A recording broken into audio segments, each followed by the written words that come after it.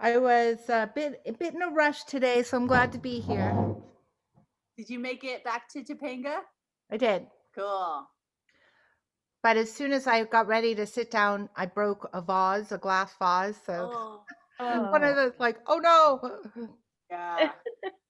yeah, it's chaotic energy in the air today. there I is spilled probably. olive Oh, oil on myself earlier oh, great. on my electric blanket. Oh God, I'm Gosh, sorry. you That's a get bad. electrocuted. Yeah, And I think we're good. No fire was started, so all good. It's full moon energy. Yeah. Okay, it's 5:31. Should we start letting people in? Yeah, let's Are do you it. ready? Yeah. Woo! All right, here we Woo! go.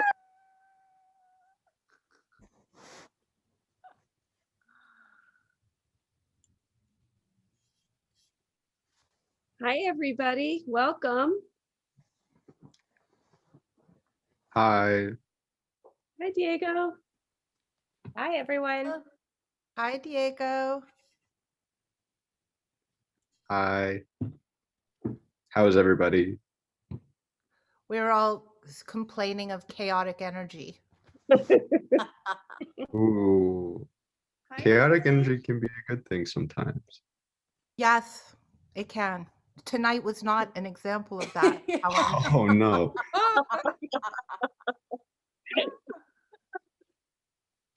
Hi, Susan. Look at those cool guitars. Oh, thank you. I wish I could play them. They're not mine. Hi, Susan. So Hi. good to see you. Good to see you, everybody, as well. Hi, Ruby. Hi, Ruby. Hi, everybody. Nice to see you. Yeah. Hi. Hello. So while we're waiting for people to join in and sign on, we started in the last couple of weeks where we are doing an embroidery of the week.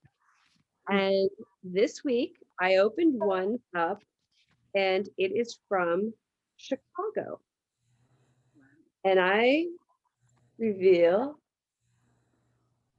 the Hopi corn Oh my God. made by Odile. Wow. Wow. I'll just go a little closer so you can see. I mean, it's just, Wow. Ah, fabulous. it's incredible. And then So, she, so beautiful. It looks a bit like Roxanne's corn. it does. It does. That's amazing. Roxanne, are you here? Oh, there you are. So while we continue to sign in, we'll just do informal introductions for like the next 5-10 minutes and I'll start. I'm Jen and I'm calling in from Studio City and I use the pronouns she, her. And tonight I will be working on a bird embroidery, which I don't exactly have right in front of me at the moment, but I'll grab it while I pass it to Olan. Hey, Olan, calling in from West Hollywood, she, her pronouns. And I'm still working on this with many petals and things going on. Hey, I'll call upon Red, who is here. Hey everyone, it's Red. I am going to be working on cooking some beans for dinner. I'm gonna pass it on to Diego. Hi everyone. I'm Diego, calling from Ithaca, New York. My pronouns are he, him. And I am still waiting on the rest of my embroidery kit to come here from Los Angeles. So in the meantime, I will be drawing a picture. Now I'll pass it on to Cynthia. Hi, I'm Cindy. I'm calling in from West Covina. I go by her, she, and I'm also working on a little flower embroidery that I'll show a little bit later. I don't have it ready with me. And I will pass it on to Susan. Oh. Hi. Am I on mute? No. Hi, I'm Susan and I'm up here in the mountains of Los Angeles, Santa Monica Mountains. And I'm glad to be here with you all this evening.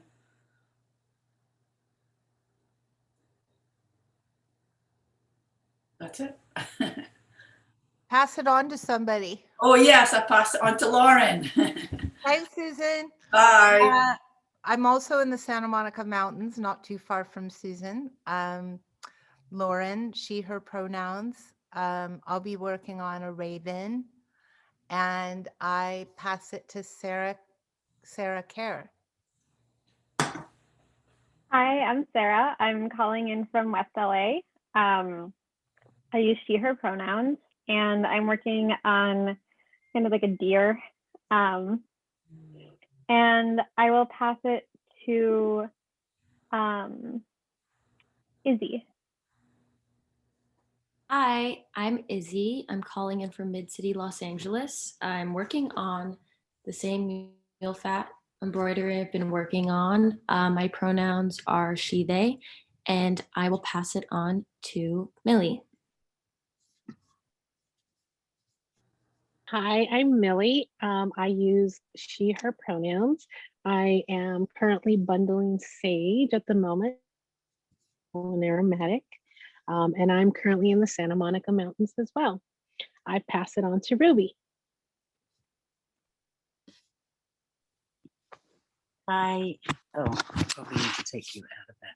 Hi, I'm Ruby. I'm in Santa Cruz, and I have in front of me a brand new kit from you with a yellow rumped warbler, which is beautiful, and I think is going to take me some contemplation time as to how and where to start. I'm a little intimidated right now, and all the things I'm seeing are very beautiful. It's nice to see you all. And I pass on to Aaron.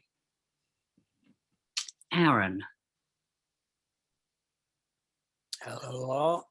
I'm calling from Altadena, California. I refer to me as he, him. I am about to start playing with a bucket of crayons I stole from my daughter. I thought I'd allow myself a little mark making time. And I pass it on to Caroline.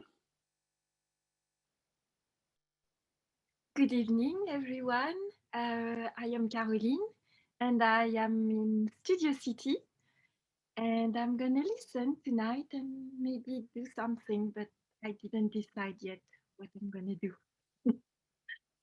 And I'll pass it to Diego. I'm Diego, but I already spoke, so I will pass it on to Emily. Hi, Emily here in Lincoln Heights area, a couple blocks from the LA River in my studio. She, her pronouns, and I'm going to be helping out with the screen share of the reading documents tonight and maybe a little bit of watercolor in the discussion period. Very happy to be here with you all. And let me pass it to Ujin. Tell me if I mispronounced your name, please. All good, all good. It's Eugen. It's always a little weird with the U. But my pronouns are she, they. Today I'm working on finishing up my bat, which has been super fun to really get into while watching Bling Empire. But I'm really excited to actually do this and learn today. I would love to pass it off to Alex. Hi, everyone. Currently, I'm driving, but I'll be with you soon and working on some embroidery. And I'll pass it on to Phil.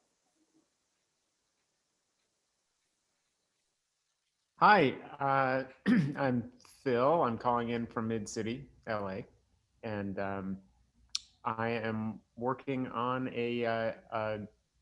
turning a gourd into an instrument, stringed instrument.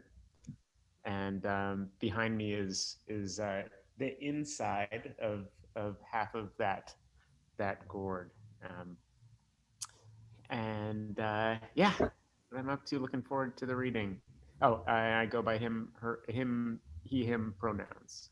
I'll pass it on to Cindy.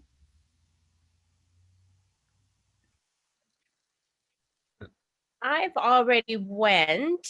I'll actually and take I- this point. Okay. So welcome everybody. If you didn't have the opportunity to introduce yourself, not to worry, there'll be more time later this evening and we'd love to see what you're working on. So we'll share that as well. The Metabolic Studios Learning and Mending series is now in its third evolution. This time around, we are addressing suffocation. Growing through the last two gatherings, the first learning syllabus in response to ongoing racial violence, particularly at the hands of the police, and the second holding space for the megafires that have consumed the West. And now, with the advent of COVID-19, we feel it's imperative to address the larger reality of suffocation and the need for us to revive our breath. In order to get a deeper understanding of these crises and how they are interconnected, we are building upon these readings in the last two series, Abolitionist Writings by Black Women and Native American Perspectives of Land Stewardship. Since the ongoing pandemic began, we have moved our weekly public studio practice to Zoom, where we have committed ourselves to learning and mending together. We invite you to receive these readings as a deep inhale, and we find that crafting together helps receive these readings as meditation. Many of you have received embroidery kits from us of native plants representing the food and medicine that Metabolic Studio is cultivating. In addition to those, we're happy to include a new pattern based on biocenosis, which is an association of diverse organisms forming closely integrated communities. Some of you have these drawings. Let me show them real quickly. If you haven't received your kit, or as well as we have the bird series that some of us have been talking about this evening. The other one. So to receive an embroidery kit, please send your name and mailing address to info@metabolicstudio.org, and Cindy will put that information in the chat bar and we will send those out to you. We've decided to close the Zoom entrance space after the first 15 minutes of the reading to protect the flow and to keep a steady breath. These gatherings are being recorded through Zoom for archival purposes. We thank you for co-creating this opportunity to learn and mend together during quarantine. Tonight, we'll read Late Soviet Ecology and the Planetary Crisis, published by the Monthly Review, and Russia announces to plan to use the advantages of climate change, published by The Guardian. We will share our screen and we encourage you to read a section of the text aloud with us. When there is a pause in the reading, please feel free to unmute yourself and begin where the last person left off. Silence is golden, and there is no pressure to fill the transitional spaces while we enjoy a breath and continue crafting. Feel free to jump in and continue reading at your comfort level. You don't have to read, it's also fine to enjoy listening. And now I will pass it on to Izzy, where we will do some breath work together before the reading. Thank you, Jen. Okay, so let's begin just maybe by rolling our shoulders back, maybe doing a little shake. Well, we feel like we've gotten some of we were talking earlier about chaos, feeling chaos tonight. So maybe if we feel like we've gotten a little bit of that chaos out of our bodies, we can close our eyes.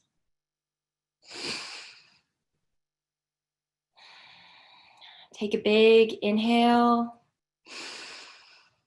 Pause at the top. And as we release, let's take a collective sigh.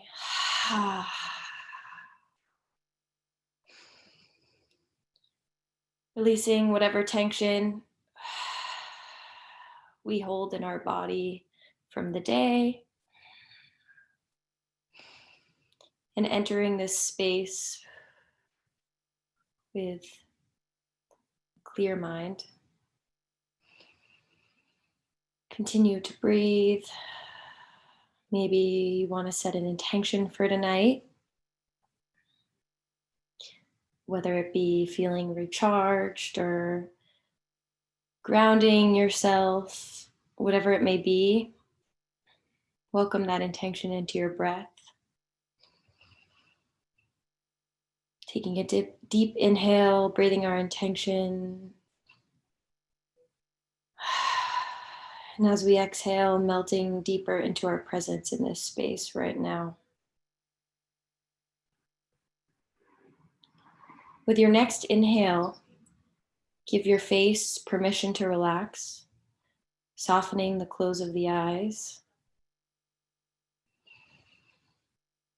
Exhale and soften the tongue, unclenching the jaw.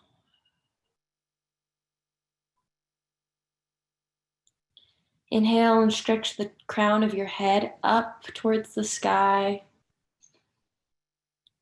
Exhale, melting the shoulders down away from your ears like ice to water. If it feels okay in the body, allow the head to gently sway from side to side.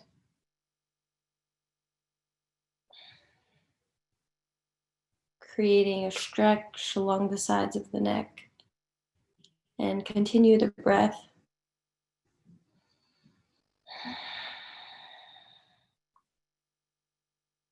Now keep your eyes closed.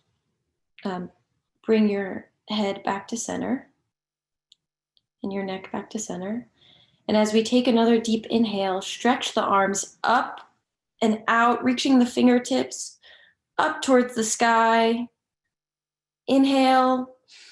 If it feels good in your body, take your gaze up, reach your fingers up and back, creating a nice back bend.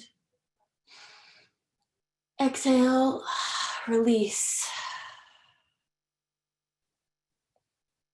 Feel the weight of your body wherever you're seated or lying down, and allow yourself to ground down as you breathe. Connecting with the earth below us. Take a few deep breaths.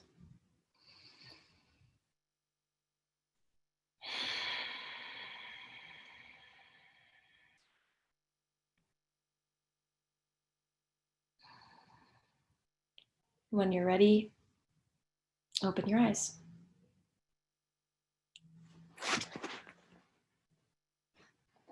Okay, thank you everyone for taking those moments to do some collective breath work. And so now we're going to get to the reading. So as Jen said as Jen just said, we're reading two texts tonight, an article and Russia announces plan to use the advantages of climate change, an article published in The Guardian, and then a longer text called Late Soviet Ecology and the Planetary Crisis. And feel free to jump in and read whenever you want. We kind of are doing like you can choose to read and then somebody else can jump in when you're done.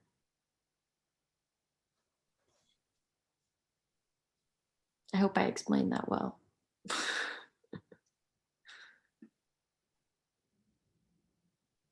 Okay, so I can start to share the text here. Let me just pull up the first article.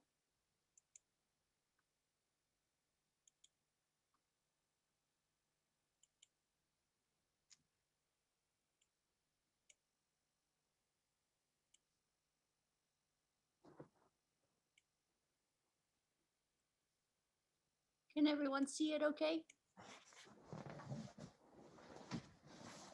Yes. Emily, do you mind just making it a little larger? Sure. Let's see.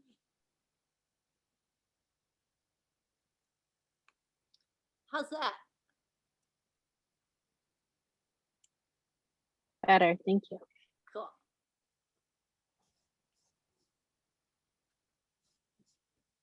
So I'm happy to start us off. Oh, maybe not. Okay. Maybe somebody else should start us off. I can start. Russia announces plan to use the advantages of climate change. Kremlin website recognizes global heating as a problem, but lists positive economic effects. Russia has published a plan to adapt its economy and population to climate change, aiming to mitigate damage but also use the advantages of warmer temperatures. The document, published on the government's website on Saturday, outlines a plan of action and acknowledges changes to the climate are having a prominent and increasing effect on socioeconomic development, people's lives, health, and industry.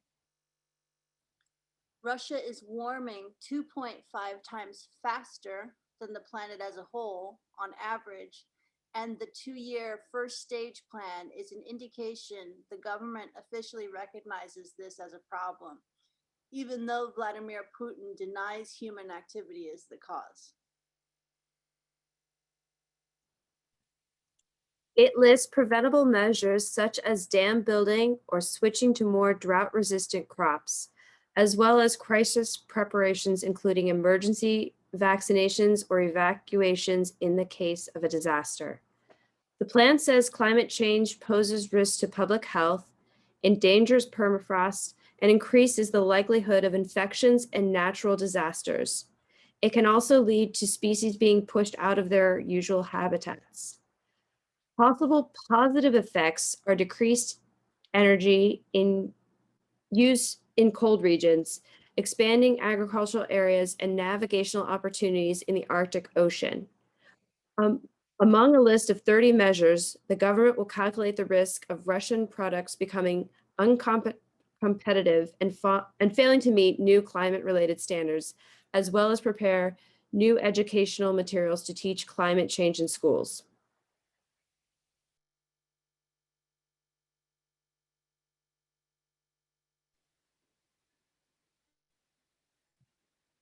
Russia is one of the most vulnerable countries to climate change, with vast Arctic regions and infrastructure built over permafrost.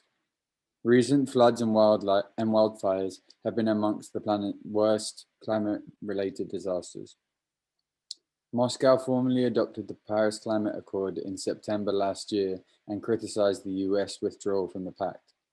Putin, however, has repeatedly denied the scientific consensus that climate change is primarily caused by emissions deriving from human activity, blaming it last month on some processes in the universe.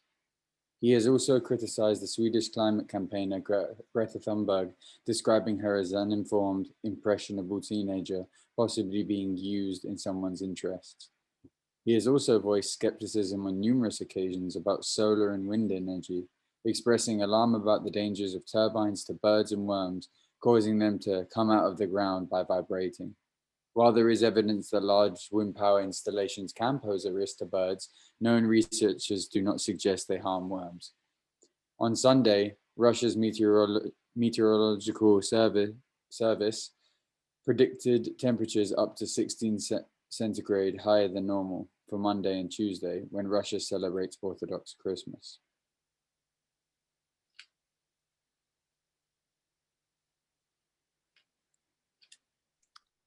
Okay, that concludes our first reading. So let me stop that.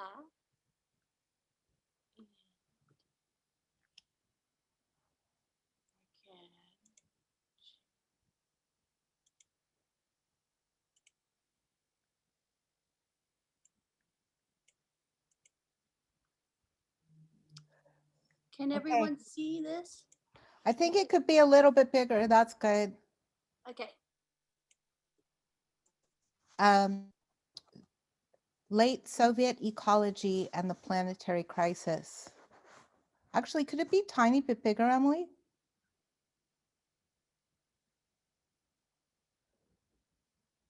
It's like about 4 point on my screen. That's good for me.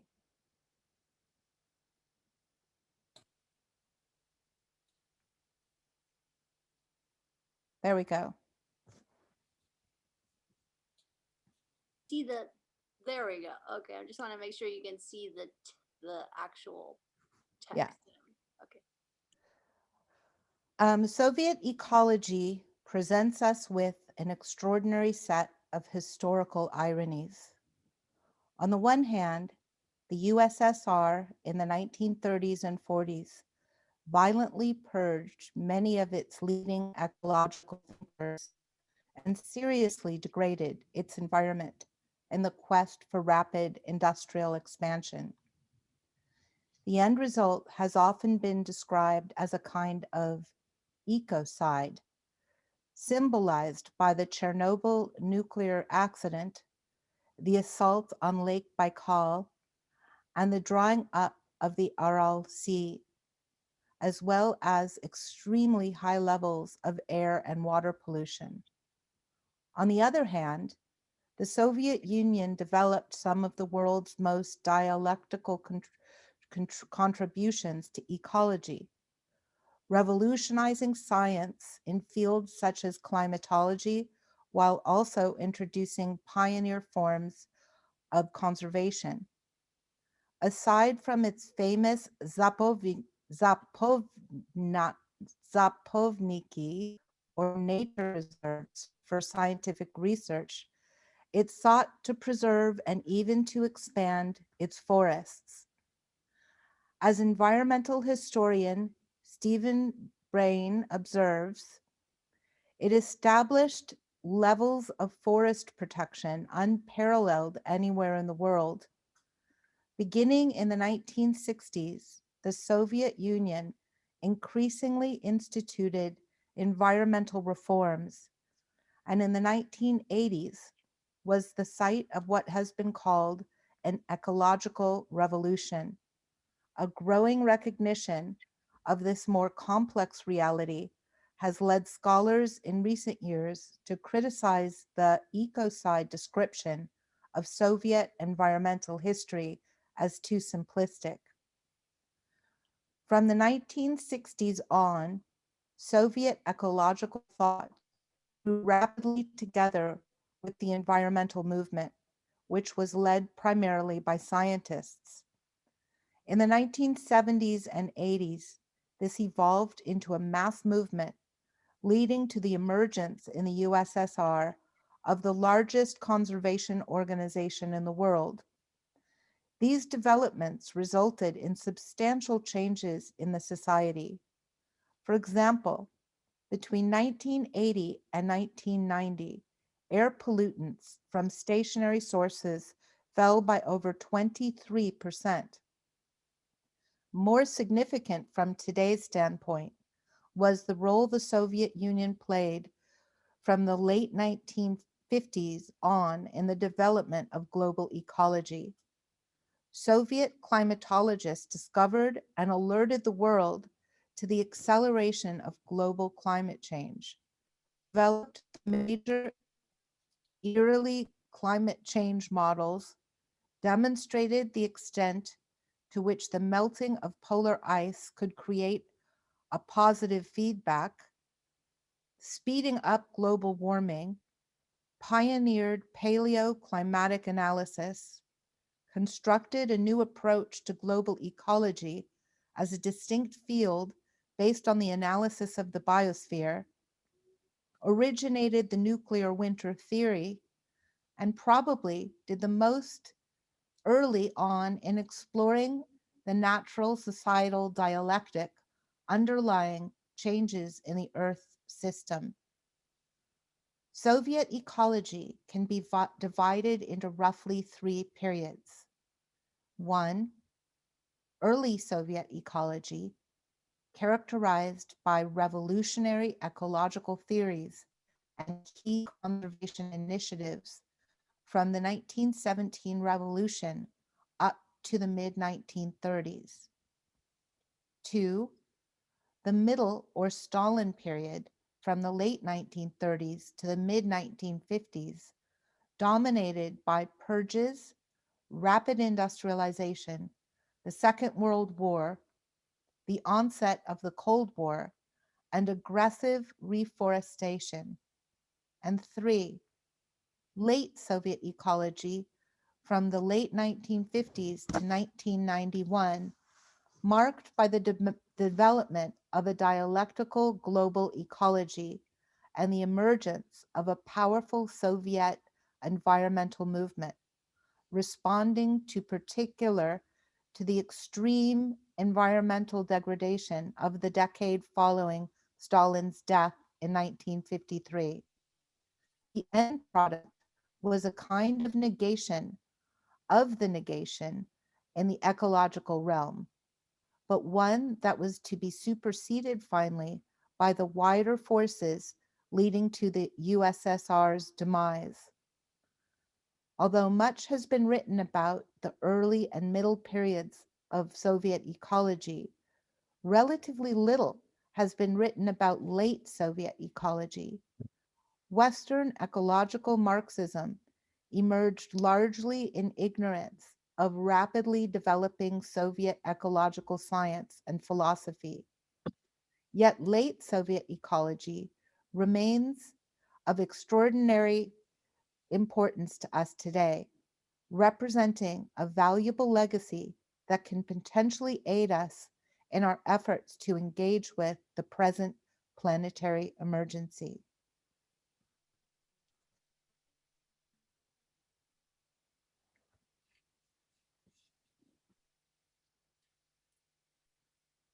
Soviet ecology under Lenin and Stalin.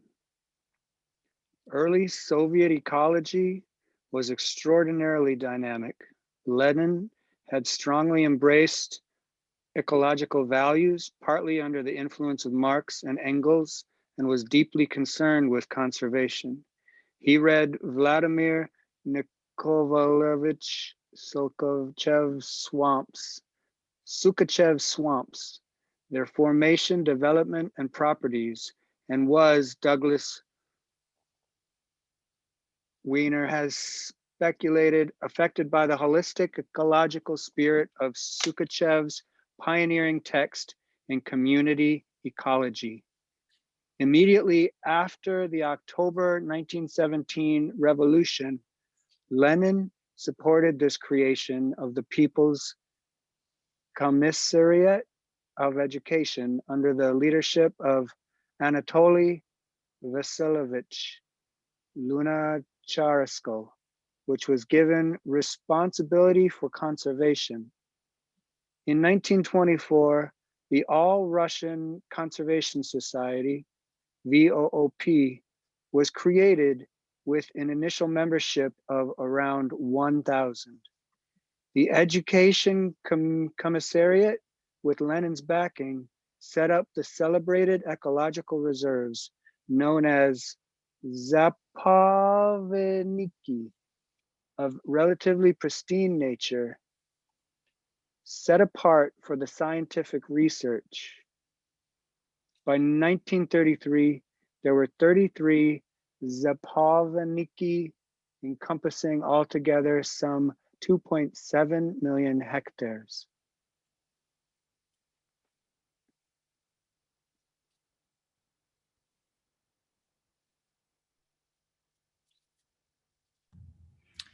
Key Soviet ecological thinkers, besides Sukachev, included Vladimir Vernadsky, who published his epoch-making The Biosphere in 1926, Alexander Ivanovich Oparin, who in the early 1920s, simultaneously with J.B.S.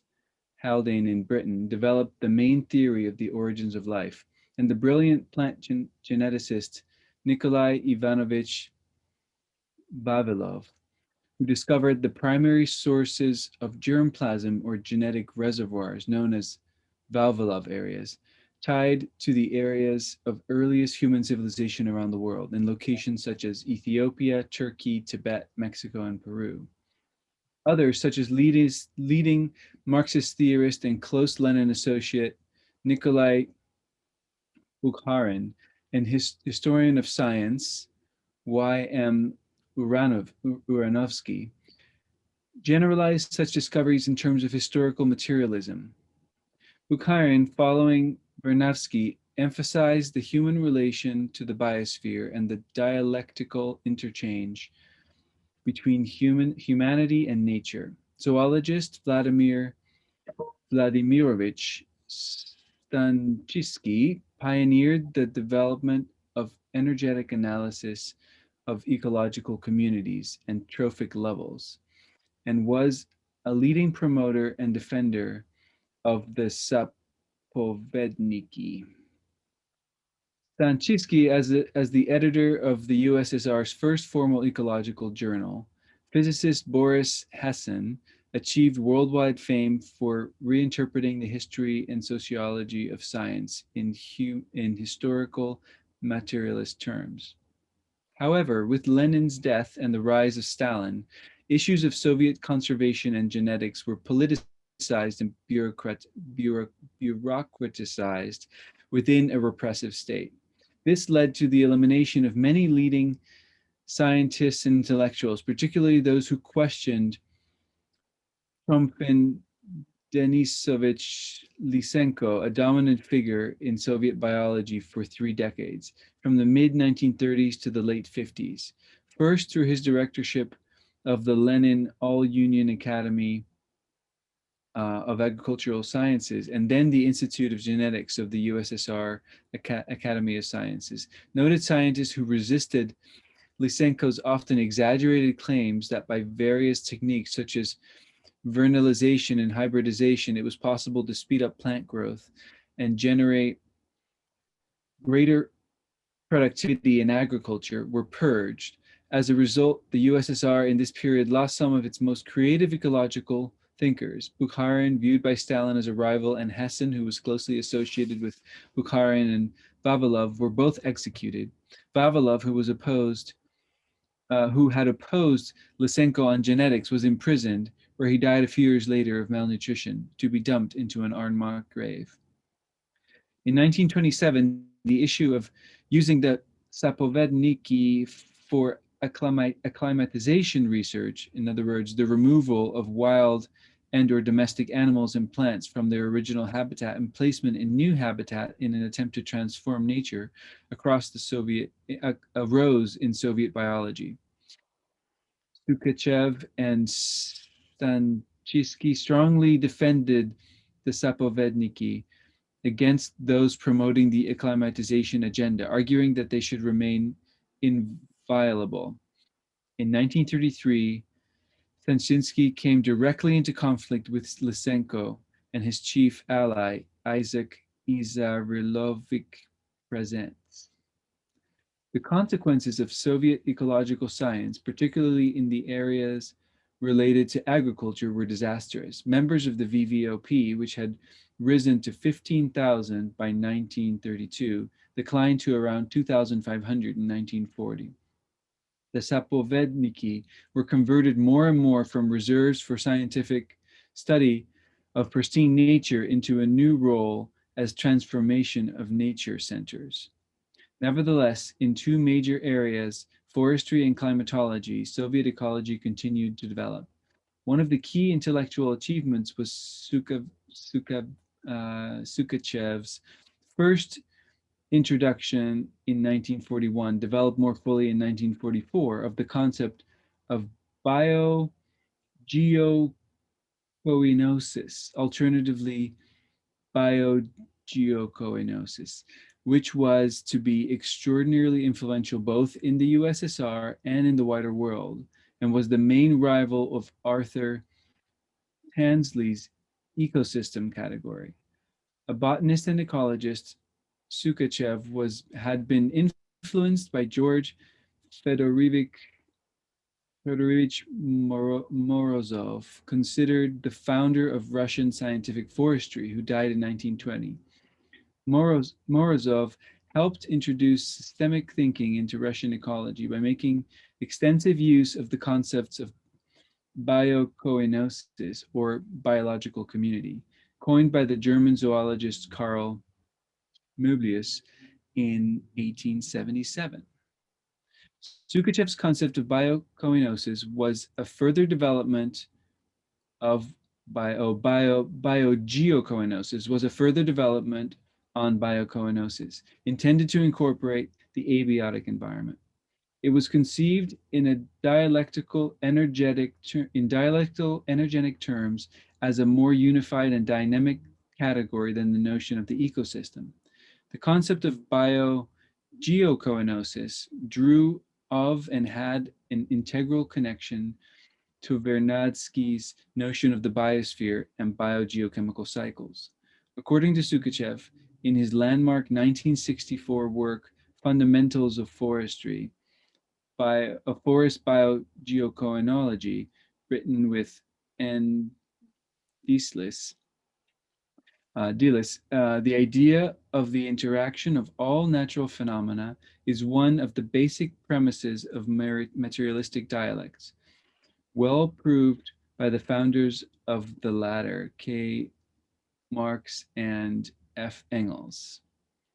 A biocoenosis, as Sukachev famously defined it, is a combination on a specific area of the Earth's surface of homogeneous natural phenomenon, atmosphere, mineral strata, vegetable, animal, and microbiologic life, soil, and water conditions, processing its own specific type of interaction of these components and a definite type of interchange in their matter and energy among themselves and with other natural phenomena, and representing an internally contradictory dialectical unit being in constant movement and development.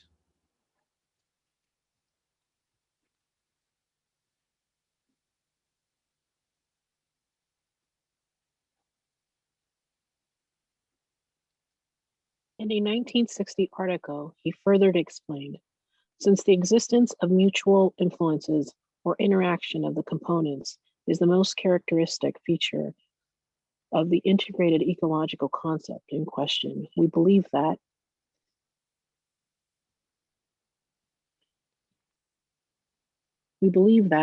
bioeconosis, from the Greek words kenosis, common, and the prefixes bio, life, and geo, earth, which emphasize the participation in this general unity of living things and inert elements of the Earth's surface, is the more accurate and descriptive term as compared with all alternatives. A bio, Emily, do you mind just making it a little larger? Thank you.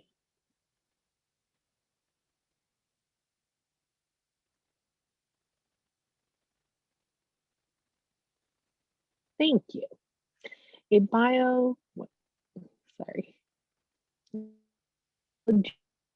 gnosis may be defined as any portion of the Earth's surface containing a well-defined system of interacting living, biotic, vegetation, animals, microorganisms, and dead, abiotic, lithosphere, atmosphere, hydrosphere, natural components, such as a system of obtaining and transforming matter and energy and exchanging them with neighboring biokenosis and other natural bodies that remain uniform. The continuous interaction of all the components among themselves and with surrounding natural objects means that a biogeoconosis is a dynamic phenomenon, constantly moving, changing, and developing. Hence, each organism and each specimen, Sukachev argued, is a dialectical unity with the environment. Nevertheless, a key aspect of the ecological condition was the multicellular organisms higher on the evolutionary ladder, characterized by a wider range of adaptive mechanisms and specialization in relation to their environment, experienced a growth of relative autonomy. The bioeconosis could then be seen as dialectically involving in a complex ways, with organisms actively changing their environments, a reality that demanded specific investigations. The bioeconosis as a whole, he wrote, develops through the interaction of all its variable components and in accordance with special laws. The very process of interaction among the components constantly disrupts the established relationships, thereby affecting the evolution of bioeconosis as a whole.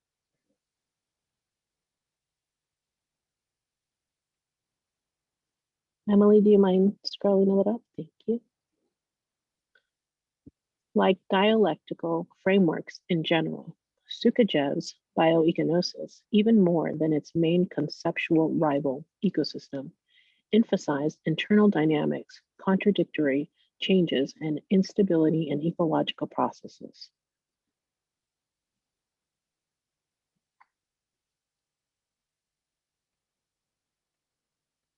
The dialectical integrative approach in Soviet ecology, promoted by figures like Morozov and Sukachev, which was rooted in detailed empirical research into specific conditions, led to the recognition of the extent to which forest ecological system health was essential to hydrology and the control of climate.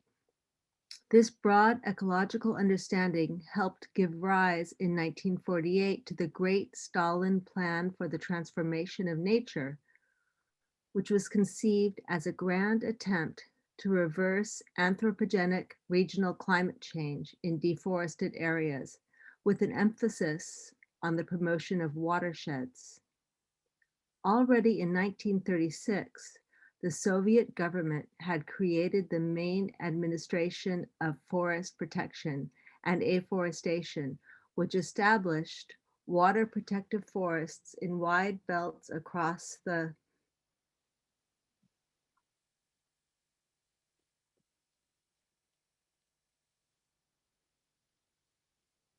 country, which forests in parts of the Soviet Union while forests in parts of the Soviet Union were exploited relentlessly as industrial forests, the best old growth forests of the Russian heartland were protected with ecological concerns given priority, eventually creating a total forest preserve the size of France, which grew over time to the area the size of Mexico, roughly 2/3 of the contiguous United States. The Great Stalin Plan for the Transformation of Nature, introduced in the context of attempts at ecological restoration following the Second World War, was the most ambitious plan of afforestation in all of history up to that point. It sought to create some 6 million hectares, 15 million acres of entirely new forest in the forest steppe and steppe regions, and constituted the world's first explicit attempt to reverse human-induced climate change. The trees were planted in shelter belts along rivers and roads and around collective farms, with the goal of staving off the drying influence of winds emanating from Central Asia while protecting watersheds and agriculture. Although the plan had not been realized at the time of Stalin's death, when it was discontinued, 1 million hectares of new forest were planted, with 40% surviving. Yet even while this afforestation plan was being carried out, some 85% of the territory of the Sapovodniki was formally liquidated in 1951 to be reestablished under the leadership of Sukachev and others during the resurrected conservation movement of the late 1950s. One reason for the limited success of the Great Stalin Plan was Lysenko's entry into forestry and his battle for control of Soviet afforestation. In 1948, Lysenko had achieved his greatest victory with the Lenin All-Union Academy of Agricultural Sciences declaration that Mendelian genetics was a form of bourgeois idealism. With the introduction of the Great Stalin Plan for the Transformation of Nature, Lysenko turned his attention to forestry, taking direct control of the main administration for field protective afforestation. He concocted a nest method of planting trees based on the notion that tree seedlings planted in dense formations would collectively defend themselves from other species, reducing the amount of labor required to clear areas for planting. Here, however, Lysenko was opposed at every step to Sukhachev, who countermanded his orders on the ground several times and reported to the Ministry of Forest Management in 1951 that 100% of the forest seedlings planted in the Ural territorial administration with Lysenko's nest method had died.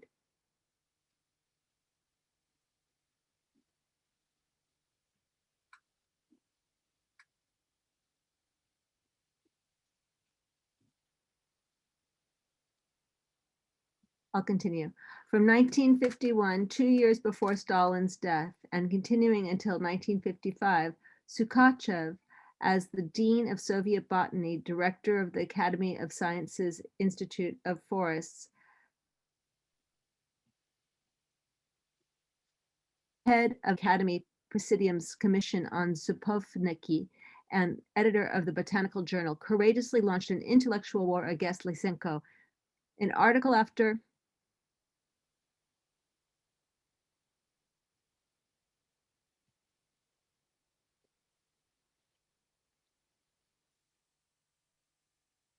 this is the next page, biogeocoenesis.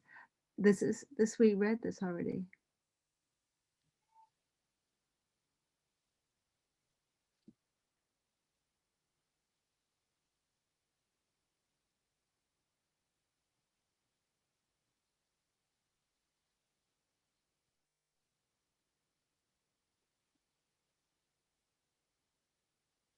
Yep. Hey, Izzy, does that seem like there's something missing between those two pages?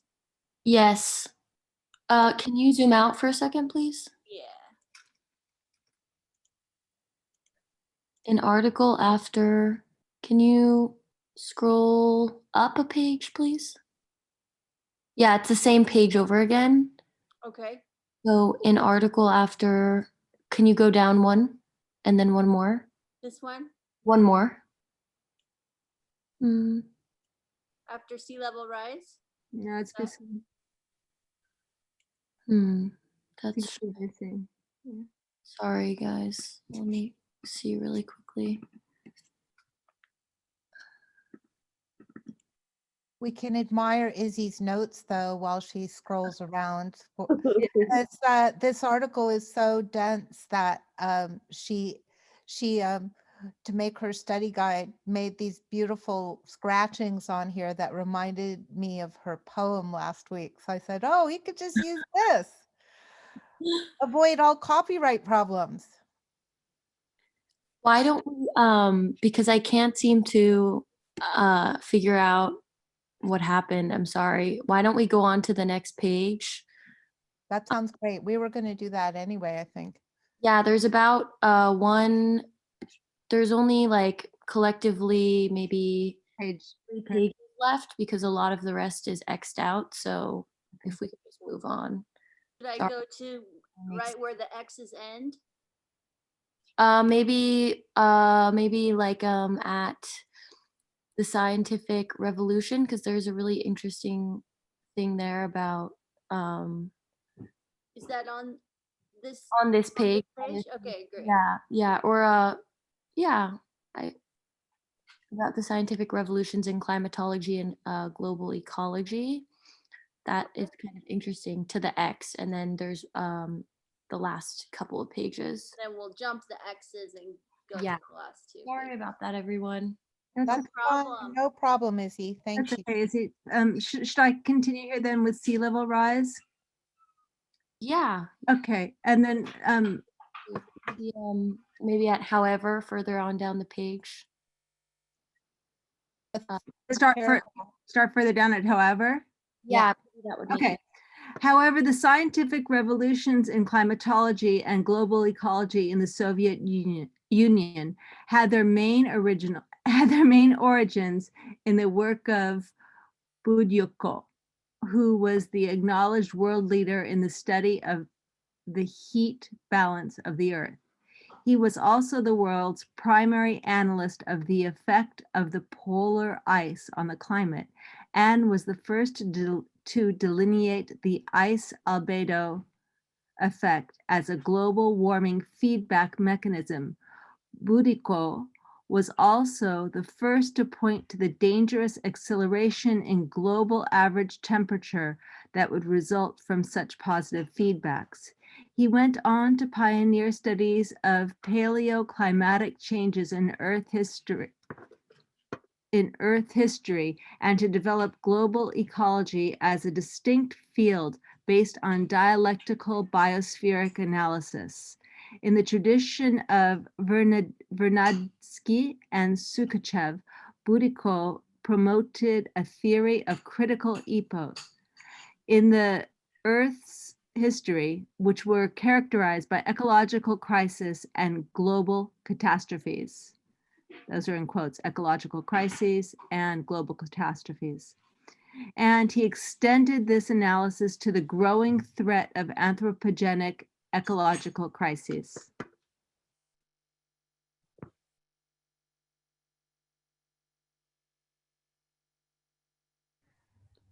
In 1961, Fedorov and Budiko called the All-Union Conference on the Problem of Climate Modification by Man in Leningrad to address the emerging problem of climate change, the first such conference in the world.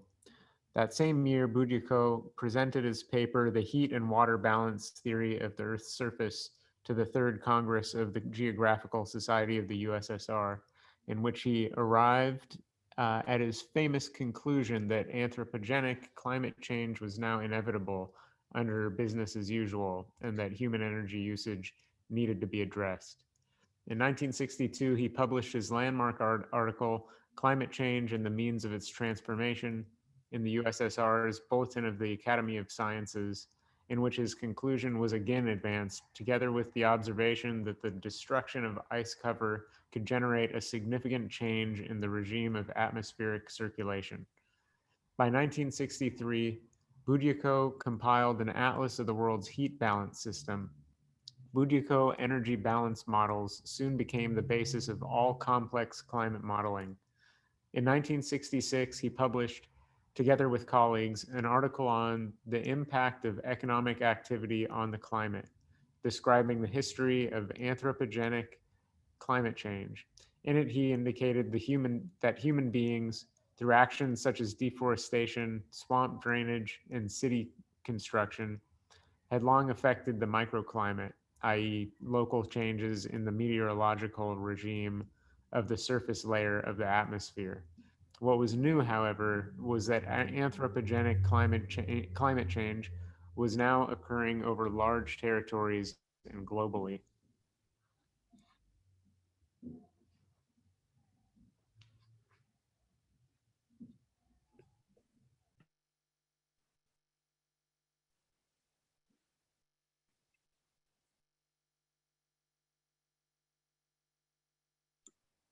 However, it was this discovery of ice albedo feedback and its dynamic effect on global warming that was to change everything. Budiko had presented his basic analysis on this as early as 1962 in an article on polar ice and climate. But the extent that the global climate, and not just the climate of the Arctic, would be affected was not yet clear. It was his 1969 article, The Effect of Solar Radiation Variation on the Climate of the Earth, that he was to provide a full and concrete assessment of the polar sea, ice, albedo feedback mechanism, and its relation to climate change. The observations were startling.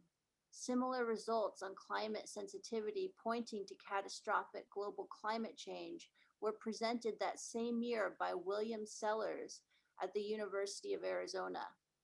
From that point on, climate change moved from being a peripheral concern to an increasingly urgent global issue.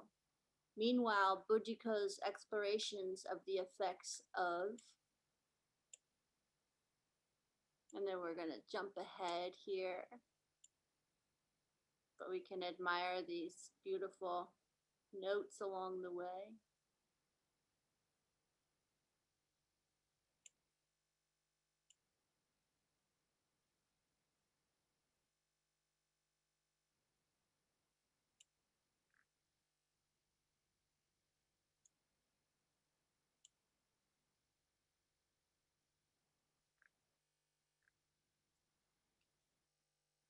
Soviet ecology in the 21st century.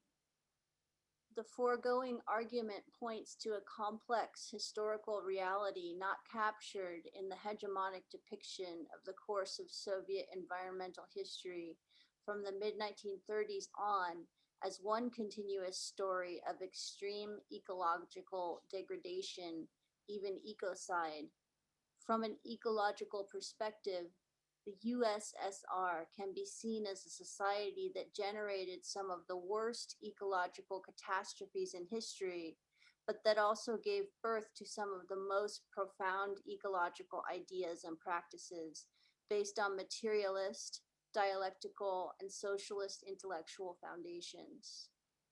Characterized by the growth of repressive bureaucratic control and the emergence of new class relations, the USSR by the late 1930s had ceased to be meaningfully socialist in the sense of moving in the direction of a society governed by the associated producers, and instead is best described as a post-revolutionary society of a distinct type, neither capitalist nor socialist. Yet the existence of economic planning and a wide sphere of social property ownership, plus the intellectual legacies of Marxian theory in terms of materialist, dialectical, and socialist thinking, all ran deep. However distorted the development of the Soviet Union became in terms of its original socialist objectives, it did promote alternative forms of socialization. The purges of ecological thinkers and various environmental depredations in the Stalin or middle period gave way in the end to enormous achievements in the development of a distinct global ecology in a kind of negation of the negation. It was in the Soviet Union, based on the theories of the biosphere and biogeoconosis, that the analysis of accelerated climate change began. And it was from Moscow and Leningrad, not Washington and New York, that the first warnings of runaway global warming and the theory of nuclear winter first emanated.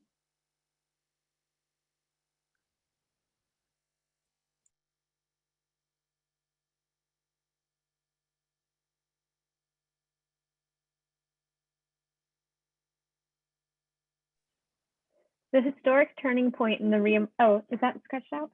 The historic turning point in the reemergence of Soviet environmentalism took place in the early 1960s or 1950s with Sugatev's struggle against Lysenko, the growing role of the Moscow Society of Naturalists, the rise of student conservation brigades, and the eventual emergence of VOOP as the largest conservation organization in the world.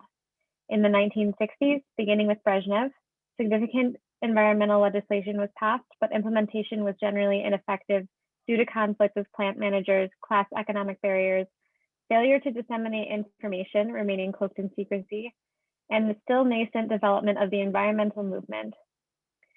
Joan de Bartolaben's remarkably balanced assessment of the new politics in the USSR contends that despite important environmental initiatives, pro-development forces on the whole were considerably stronger than the pro-environmental forces in the Brezhnev period. Still, environmental progress was discernible. Thus, the number of Zapovedniki by 1983 had gradually expanded to 143 beyond the 128 that existed in 1951, before the great bulk were liquidated under Stalin and well beyond the 33 originally established under Lenin. In the Gorbachev era, beginning in 1985, everything changed. What followed has been characterized by Laurent Cornell and Mark L. in the Soviet and Post-Soviet Review as a tragic ecological revolution, the tragedy lying mainly in the fact that the demise of the Soviet Union cut it short, leading to a dramatic decline in both in the environmental movement and in the state's responsiveness to ecological issues in the post-Soviet years, as capitalism resumed control.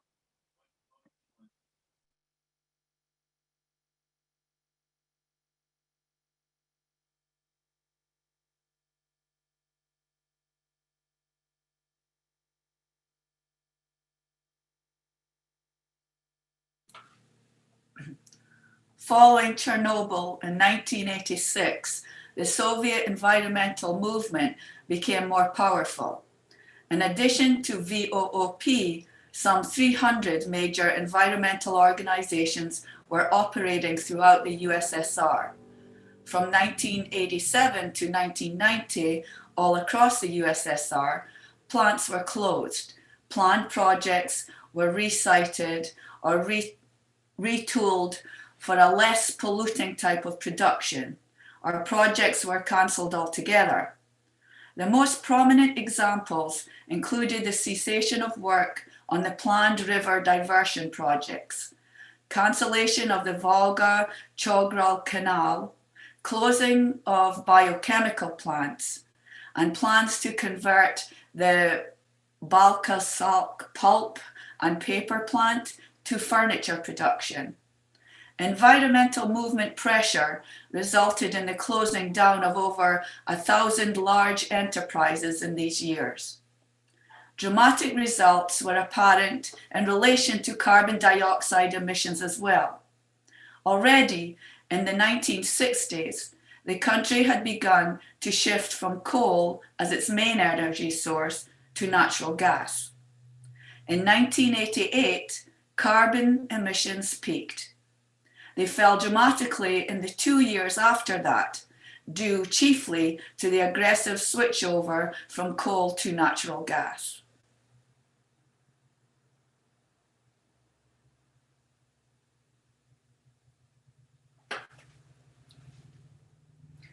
Implying falsely that a critical scientific Soviet ecological, is this right? was non-existent.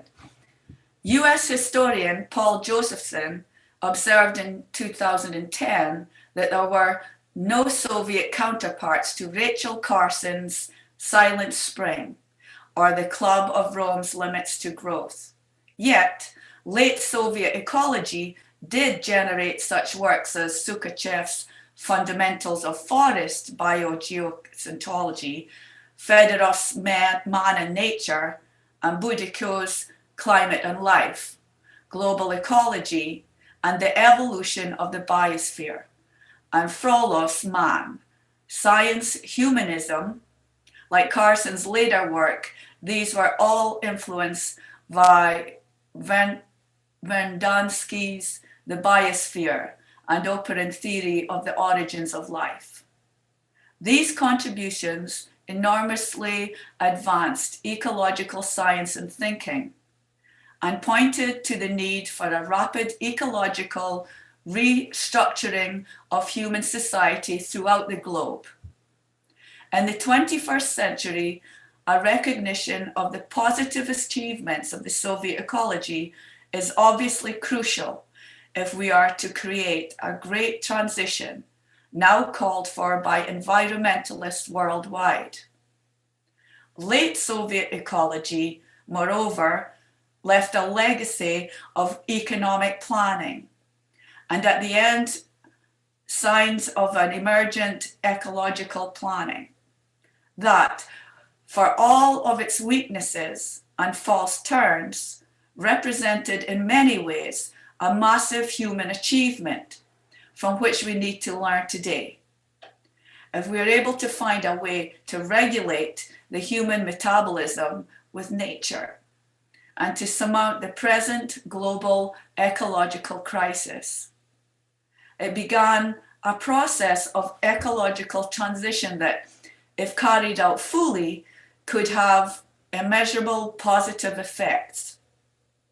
Writing on socialism and ecology in 1989, Paul Sweezy argued that unless the planning system represented by such societies could somehow be preserved and adapted to serve the needs of a new situation, and unless the potential of so-called actually existing socialist societies to operate unlike capitalism, on other basis than the pursuit of economic riches were somehow harnessed, it might simply be too late for civilized humanity to restore the necessary conditions for its own survival. This is spectre that haunts us today more than ever. The answer to our present problems requires some sort of convergence with the notion of the planned regulation of the environment in accordance with human needs, the primary message of the late social ecology.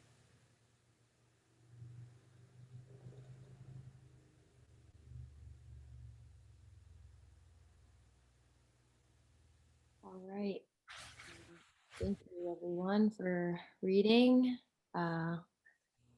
That was a strenuous read, but I think we all did a really great job listening. And for those of you who read, trying to pronounce the names as if it was a Dostoevsky novel was impressive. So let us do a little breath work before we jump into discussion.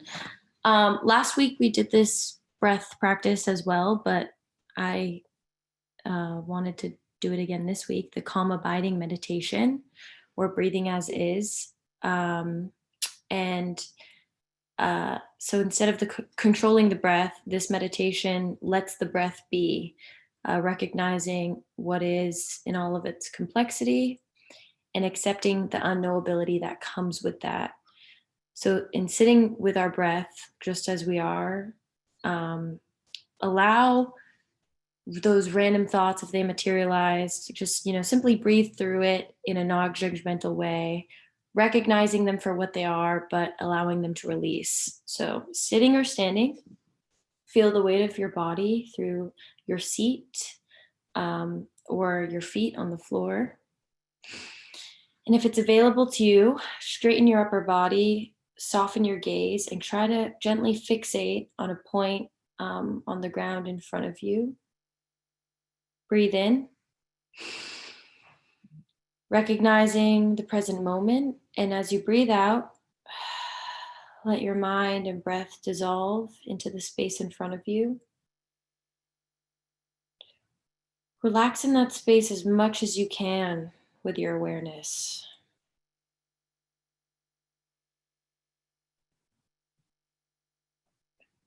And as we breathe, try to connect to the natural cycle of your breath, feeling the rise and fall of your belly.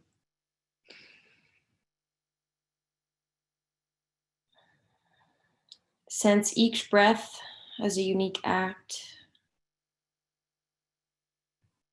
tuning into the breath like a radio signal.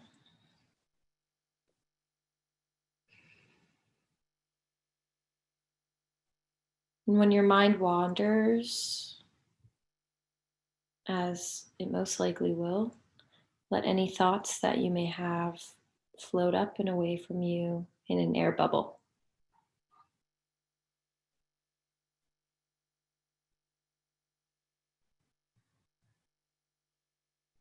Keep focused on the present breath. We are aware of our meditation, but we're also allowing ourselves to relax into the awareness.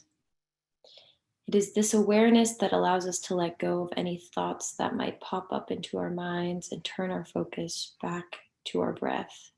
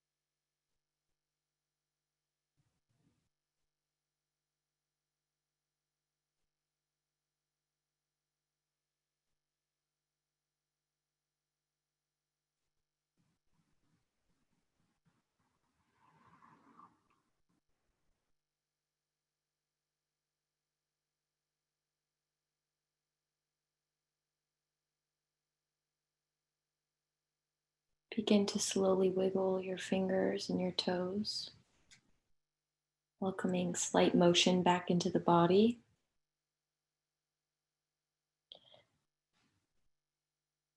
Maybe sway side to side.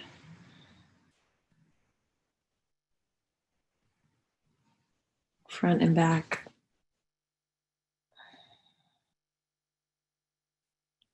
Bring your gaze forward if you haven't yet.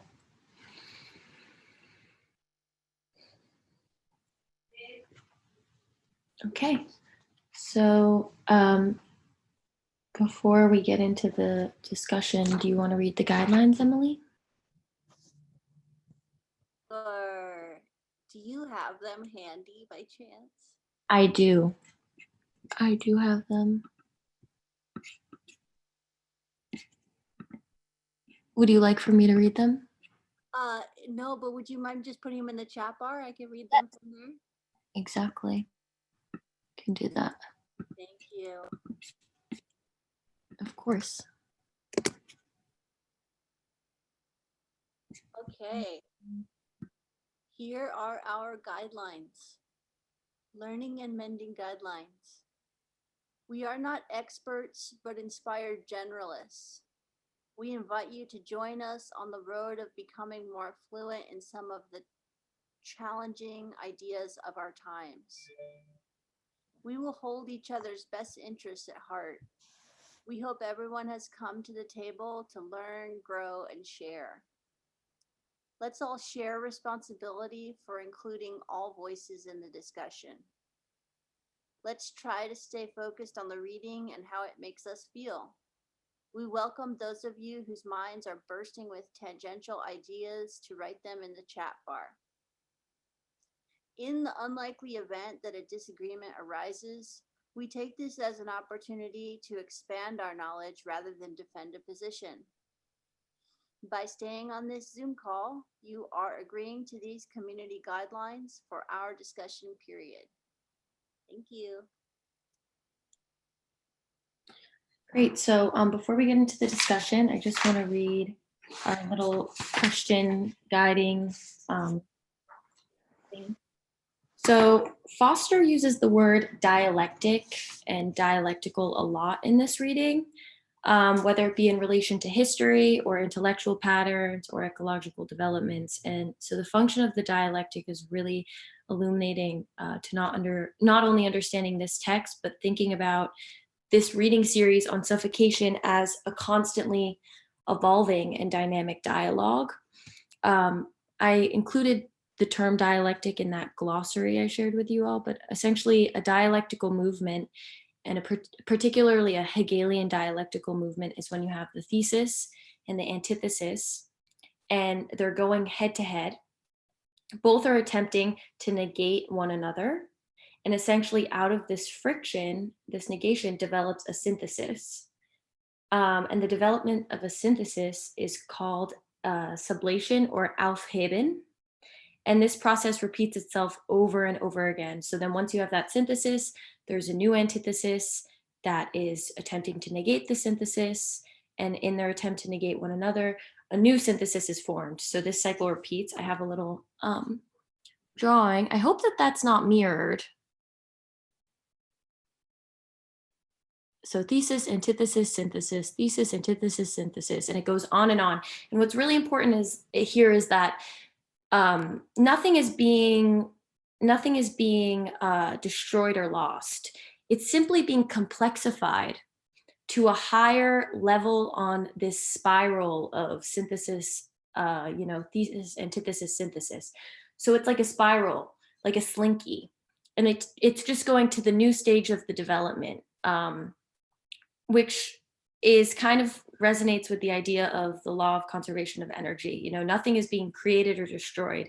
It's just energy is just being transformed or transferred into a different form. So Hegel's dialectic of becoming is particularly illuminating in relation to this text because Hegel asserts that being or presence is the thesis, non-being or absence is the antithesis, and they sublate each other into constantly becoming. So this sublation of constantly becoming means that existence is always becoming. There's in the tension between non-being and being, there's a state of constant becoming, constant evolution. And this is the dynamism that Foster's speaking about with the dialectic.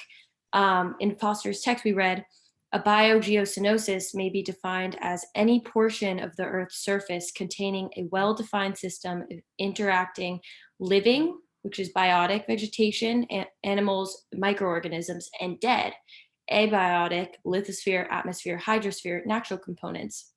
So in this system of obtaining and transforming matter and energy and exchanging them with neighboring biogeosynosis, the continuous interaction of all the components among themselves and with surrounding natural objects means that each biogeosynosis is a dynamic phenomenon, constantly moving, changing, and developing.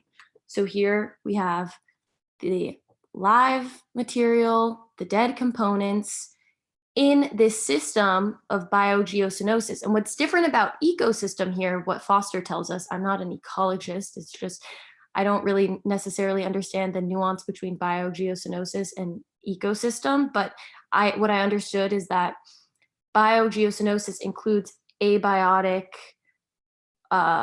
it emphasizes the exchange and the relation and the dynamism between the abiotic components and the biotic components. And that's where you get this complex biogeosynotic system.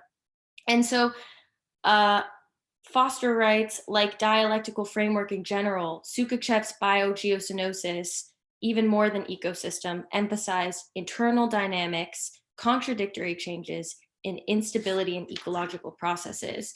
So this dynamism, contradiction, instability, call to the notions of ecology and precarity we spoke about with Singh, and the unknowability of the future that we discussed with Solnit.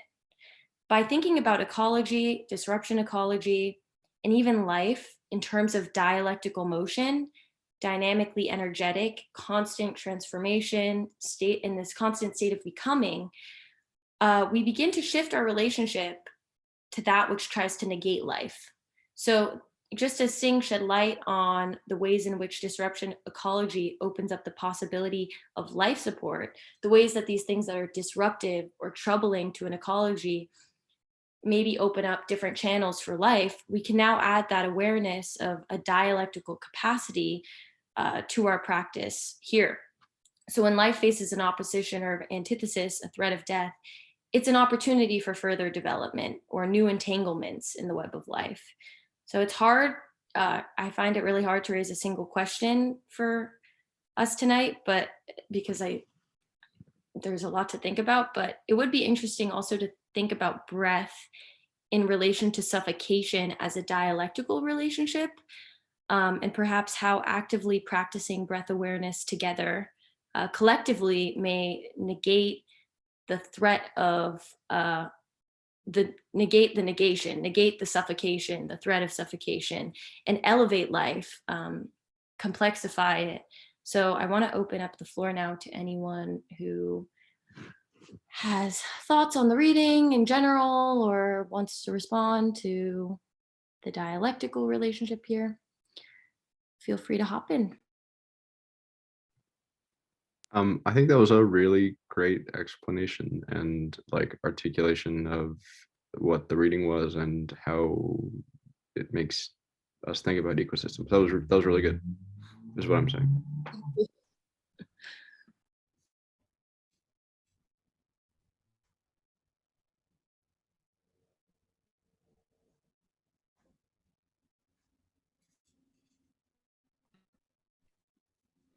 Izzy, what you just said cleared so much up for me compared to what was read in that text. Thank you so much. It was really, really well spoken. Very helpful. Thank you. Yeah, and reading the text, there is just so much density that, I mean, Foster is saying so much there. It's incredible.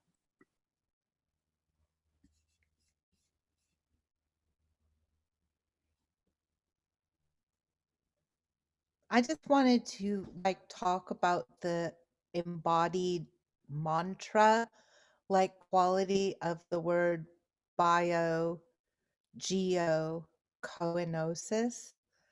Like biogeocoenosis is such a profound synthesis of language that I just wanted to like give a moment to the experience of saying that in your own mind, bio geo coenosis, bio geo coenosis,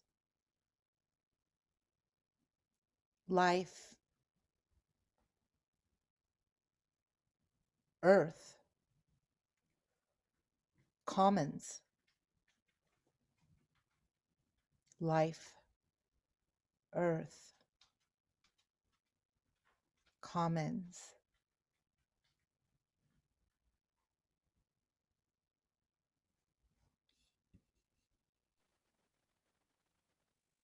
Thank you for repeating that word. It's a beautiful word. It's a powerful word, and the way that it's defined incorporates so much of the work that we do. So thank you for bringing that up, Lawrence.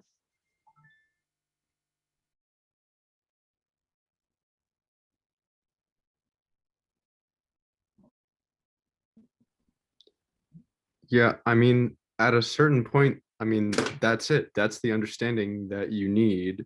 That's the encompassing framework that puts everything that you need to be aware of in relation to everything else that you need to be aware of.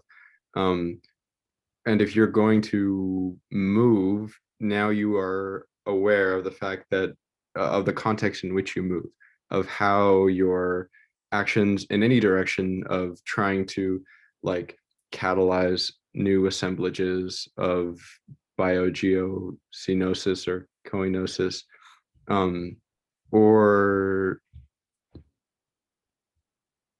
trying to, I mean, like they talked about in the reading, I mean, bad things happen if you try and really manage it and create it and direct it in a certain way. But to do either of those things, that's the understanding that you need. And for that, it was an important contribution, I guess.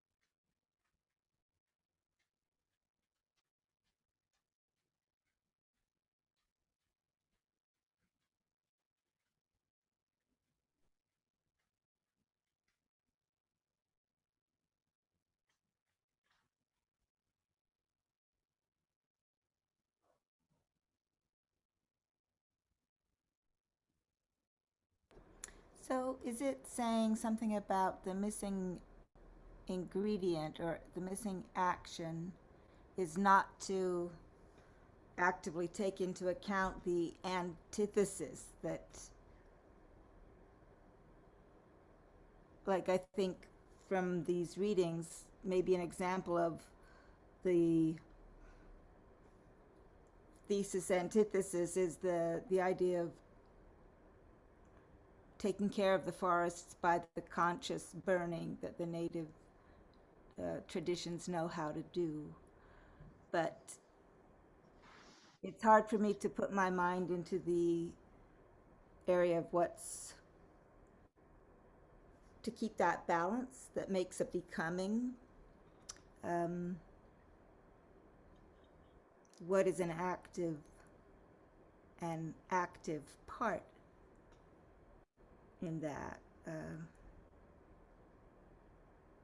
And it's also confused in my mind with the notion that all the gases are dead, because they seem like they've got life in them too. I'm drawing no conclusions. I'm throwing out thoughts that have sprouted from this reading.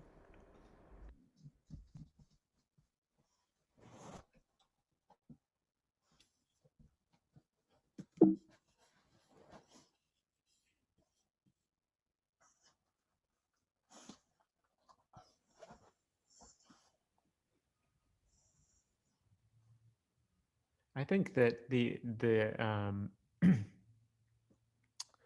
uh, maybe like you can pull out different threads and different forces that interact together and then create a new situation, a new synthesis. But I don't think it has to be, there aren't, you know, necessarily protagonist, antagonist, and then the third thing. Um, I think you can look at how different forces interact and see how they synthesize to create new conditions. And I think it's super interesting how the dialectic and Marxism comes from a Western tradition that that we all share, of like considering ourselves political subjects um, and as individuals in the world, and who, taken out of a feudal sort of historical traditional sort of set of relationships to now sort of forge our own destinies, and how that kind of like created this part of the trajectory of like seeing ourselves as isolated individuals interacting in this economic way. But at the same time, it seems like this dialectical approach like encourages an alternative understanding of the interconnectedness and interdependence of um, of each other and different forces. And yeah, I don't know. It's kind of like how the idea ends up flipping flipping former ideas on their heads and conceiving of a more ecologically holistic, having that potential. But yeah, so then there's I guess you could look at it where those dynamics encouraging certain ecological um, developments in a Soviet context would be interacting with a calcified authoritarian state that actually acts against those impulses of exploration, and those forces interacting um, turn into like where we are now with this kind of uniquely mixed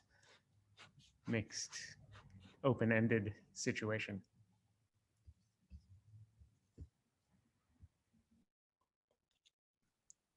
Yeah, I think it really blows any idea of separation or static being or um, unique imposition of unmitigated, like untampered with agency, like right out of the water. It just sort of dissolves any particular agency into the big biogeosynosis that everything is.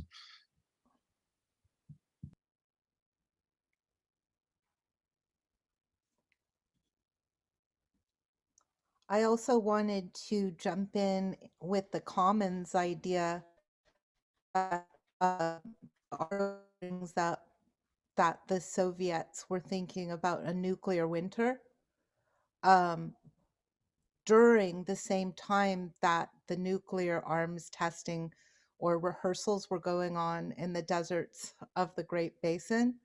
So, part of why I thought this would be a really good article to read is that we're all in this together when it comes to disturbance ecology of like the desertification of the globe, the toxification of the oceans, the um, stripping of, the Ural forests are 28% of the Earth's forests. So what happens there is effectively connected to what happens to the Amazon. So the idea of a post-capitalist driven, necessity driven new geopolitical way of thinking is really interesting to think about in terms of the idea of commons that biogeocoenosis has in its like etymological naming.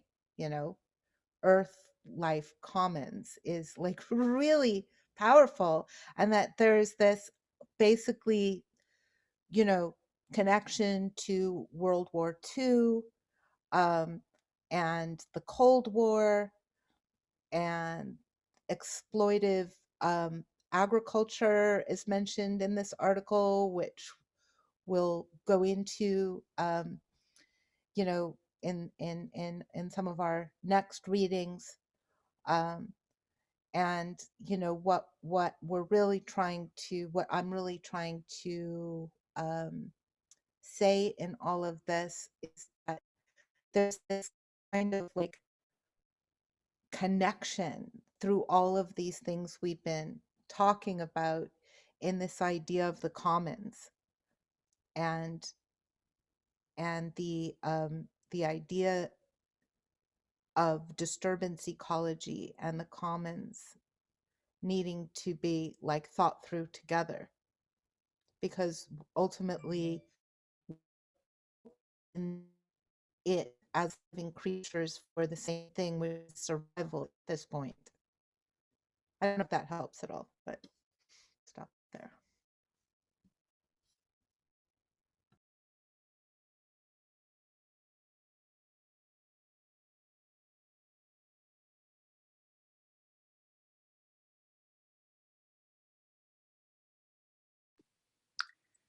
So I would also like to echo the thanks to Izzy for the summary. I love in particular the negation of the negation, which is a really lovely way to encompass the processes between the elements, and to understand it in that fashion, really helpful. And the using of the terminology that works into itself the relationships of living and non-living.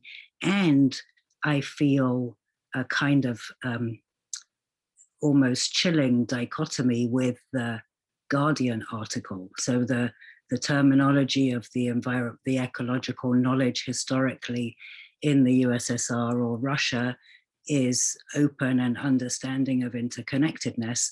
And yet that article talks about the effects of climate change, the effects on Russia's power, production, keeping of resources, if you like, in kind of a chilling fashion. I don't know if that's me holding some prejudice, being a child of, the late 60s and 70s, which I don't know that I've carried over personally, but it seems like that, that feels big and uncomfortable as we sit with those two pieces of writing.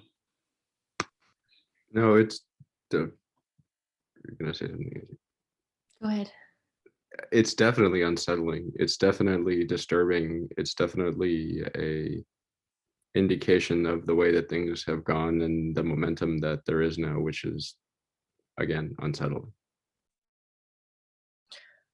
I felt a double-edged sword with the Guardian article in its language, because on the one hand it says, Russia announces plan to use advantages of climate change and the positive economic effects, and it acknowledges like the issues, and it's saying we're going to do preventative measures, we're going to have crisis prep and all these other things. But then it says the possible effects, positive effects, are decreased energy use in cold regions, expanding agricultural areas, and navigational opportunities in the Arctic.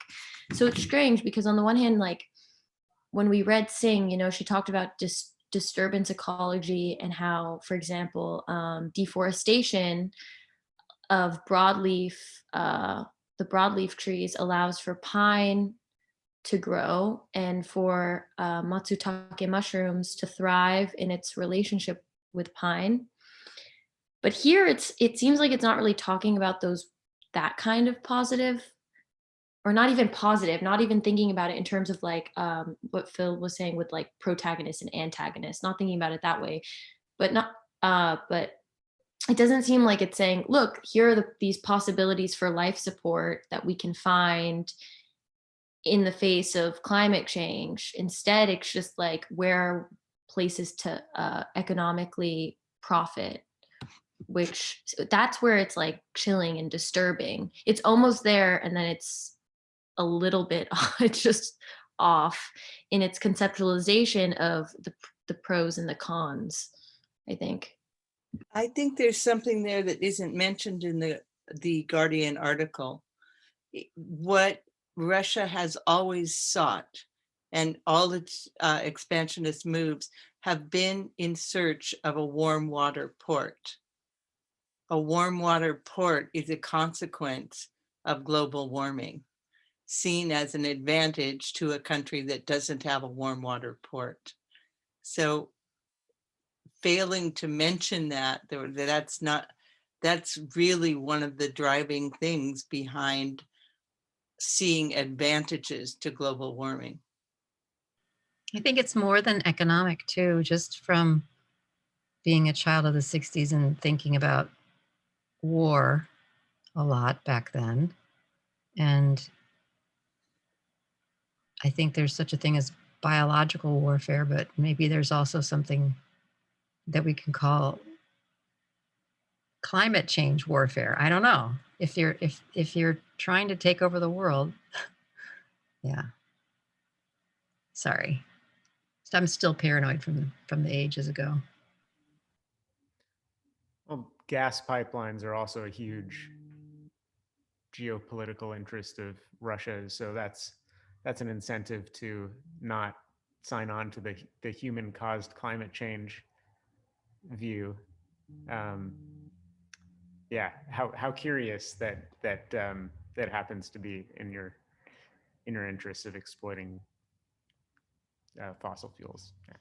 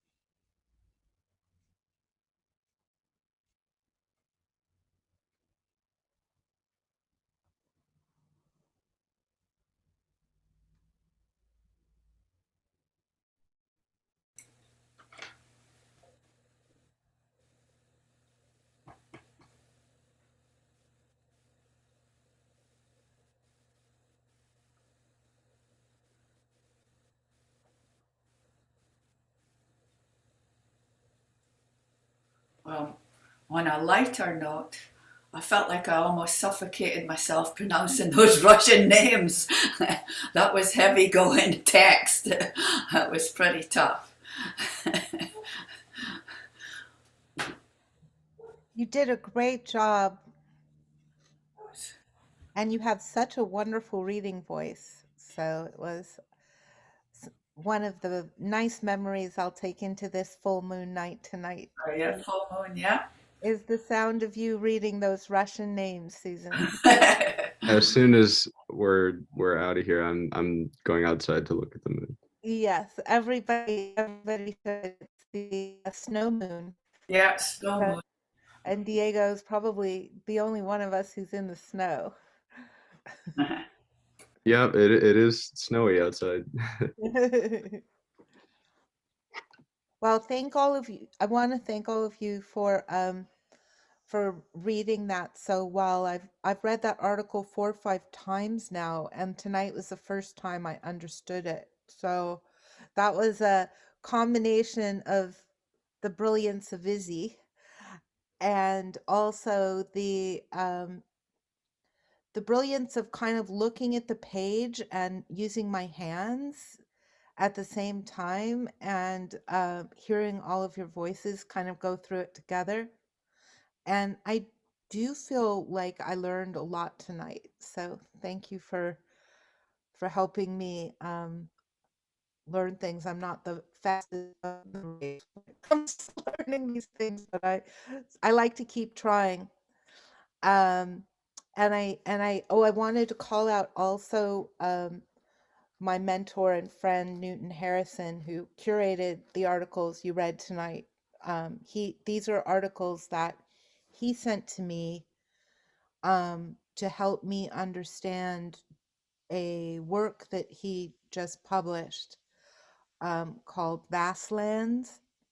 And what he's concerned about is that based on the history of Soviet ecology and the Guardian's article, that he believes that the Russian idea of capitalizing on global warming will amount to colonizing food production for all of Europe and perhaps China as well, and that will make Russia a much more formidable power than it is currently, but it will make the world a lot less healthy a place. So what he's trying to, talk about in his work is a kind of thinking that is about biogeoconosis, although he calls it something else. And he wanted me to read these articles to understand how important this is. So I truly trust his judgment, and so I wanted to share it with you on this theme of suffocation. And I think that has to do in particular with Lake Baikal having so much of the world's water. And it's in Siberia, global warming is going on. And the scale of the forests that are right by there. And so the idea of taking what happened to the Aral Sea, which is that a lot of the streams and rivers that flowed into it were redirected for agriculture, and it kept shrinking it. That could happen, may happen, and he wants us to think about what that would mean. And that has a really strong connection here with the Great Lakes and the Amazon. So we're talking about things on our own continent of the Americas that in Europe would, like Lake Baikal in Europe is what the Great Lakes is to this continent.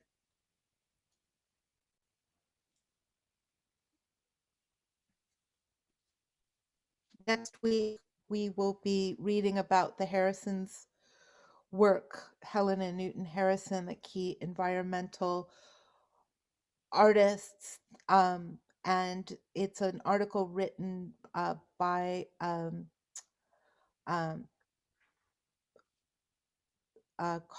which Sagan is it?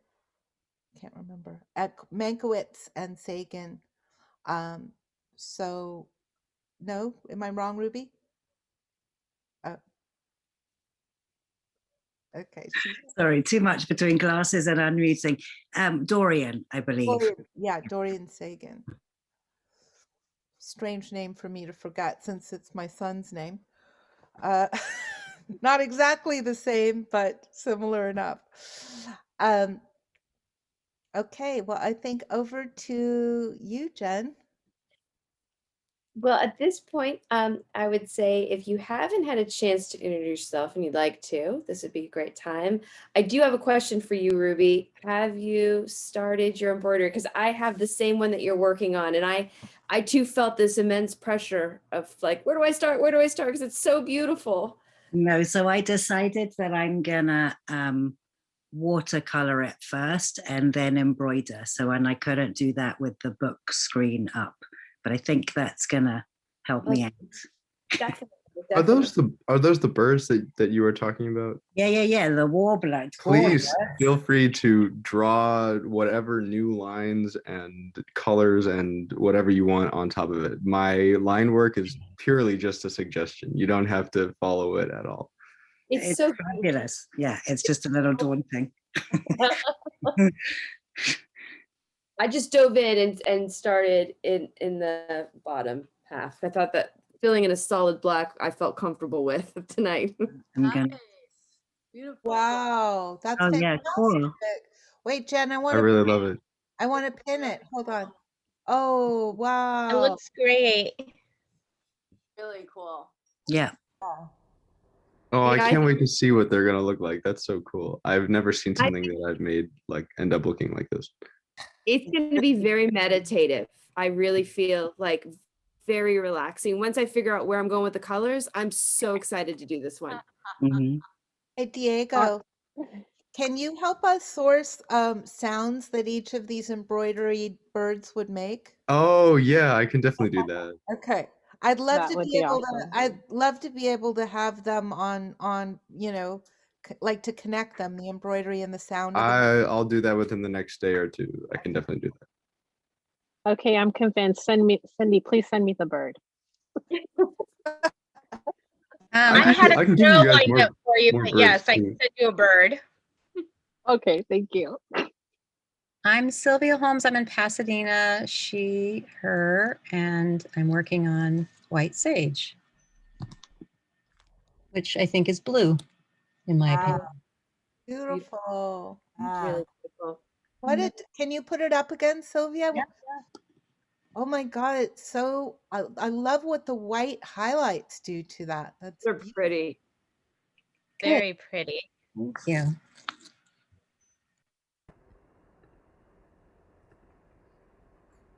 Sylvia, did Here's- you do a Oh, go ahead. time? Oh, sorry. I was just asking Sylvia if you did a color chart or if you're just going with the colors. Okay. Okay. So here's what I don't have the lighting. Nice. My bee is super sized though. Oh, it's fabulous. It's so good. So great. Wonderful. Can you put it back? Yeah, I want to. Yes, please. Not too close. Wow. Wow, beautiful. Yeah, like that. Really Oh, it's It's lovely. gorgeous. It's so Yeah. beautiful. Did you make the bee big or was it already big in the drawing? It looked small, and when I was stitching, I thought it was going small, but it's bigger than the butterfly almost. I like it. It's like one of if things really close, it takes over.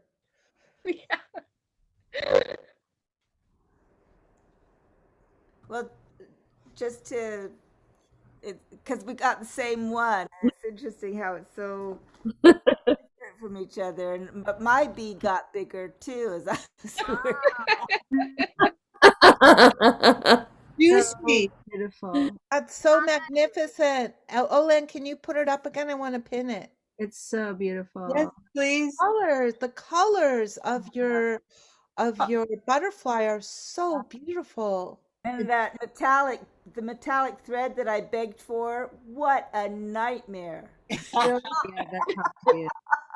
It's challenging. It is challenging, but it's worth it. It's beautiful. It's fun when it's in there, but it's So just gorgeous. thank you. I'm gonna put my name on yours, Olan. This is being recorded, Cindy. We'll know. I know how to get to the recordings.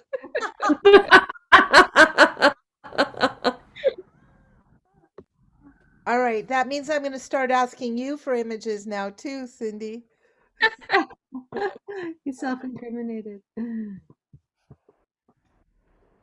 So, are you guys interested in hearing the poem this week? Yes, Yes. please. Yes, of Yes. course. Yes, please.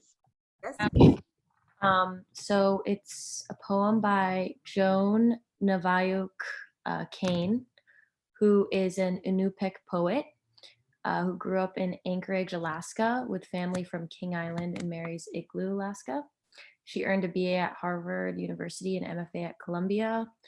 And her spare lyric poems are rooted in her Arctic homeland and are concerned with movement, enlarging, thawing, accruing, crossing, even at times transforming.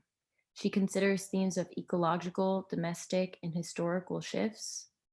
Kane contends with biological, cultural, and political threats to her ancestral community, including climate change, language death, and the diaspora promoted by the Bureau of Indian Affairs' forcible relocation of King Island's residents in the mid-20th century. Yet as a mother and a daughter, an educator and an artist, Kane brings to these subjects a singular, sonorous voice and a lyric sensibility as alternatingly austere and lush as the land of her ancestral home. So I didn't write that bio, I got it from the Poetry Foundation. But she's an incredible poet. And I chose this poem for tonight because thinking about these lands with permafrost and these Arctic spaces and the time scales that they carry that are so geological, I thought it would be nice to incorporate a voice from an Arctic space. So the poem for tonight is called Milk Black Carbon. Observe the coal dust over boats in the harbor, the snow load on the glacier. Take in the woman who pursues a myth to counter another myth. What dazes, scatters, and filters, each respiration blurs an image. The coal tipple tilts in its new skin, meadows blonde. From open shelves, honey jars tumble to split and spill in the gasp of a tumbler. The thick odor of nearby smoke will signal the end of something, not summer. The fire veins as sap does, translating stands of beetle-killed spruce to crackle and torch. She cannot hurt too much, too long. Take in the woman you have not become, and then take a little breath and hold your breathing. Breathe, don't move, and hold your breath again.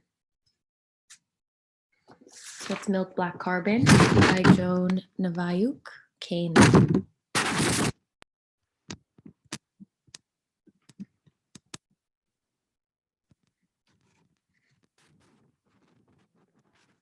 Who's interested in reading more of her poetry.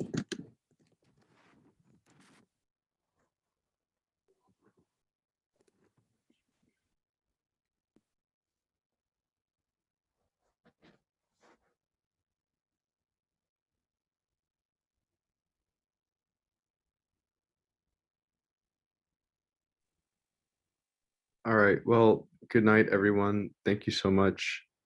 Go enjoy the moon, Diego. I'm going to. Send me an iPhone picture if you can. I have my camera here. I'll take a picture with this. Wonderful. I'll share it with the group. Okay, awesome. Okay. All right. Well, thanks everyone. See you next time. Goodbye. Bye. Bye, Diego. Oh, I mixed everything up tonight, didn't I? Did I like mix up? Were we supposed to end with sharing embroidery? Okay. I all of a sudden had that sinking feeling. I'm like, wait, did I screw that up? Not at all. That was so great. I loved it. And Izzy, thank you so much for that beautiful poem too. Of course, yeah. I really fell into a hole of her poetry this week. That's nice. Yeah, it's really nice. And she writes a lot of her poems in her ancestral tongue. And there's a lot of recordings of her online reading them. Oh, really? Yeah. I can try to find some. Yeah, I'd love to hear that. Emily, I just downloaded that book, Breath. Did you know it's on Audible, read by the author? Yeah, that's what I listen to. That's the Oh, audiobook I listen to. Yeah. okay, cool. Yeah, it's really cool. Pretty mind blowing.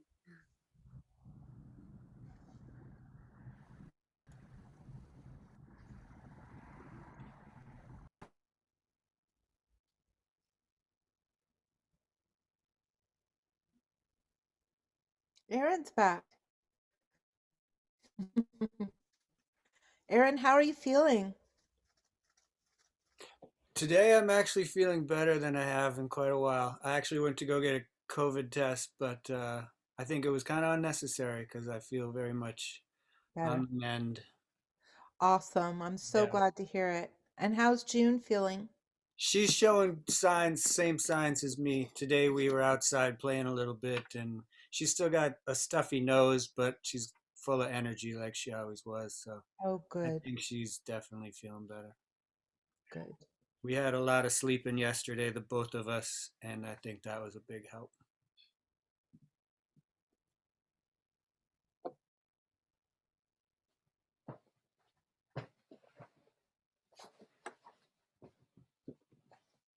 Really care this weekend. You broke up there. What was that? Really good care of yourself this week. Yeah, I think we're gonna just be hanging around the house. Good.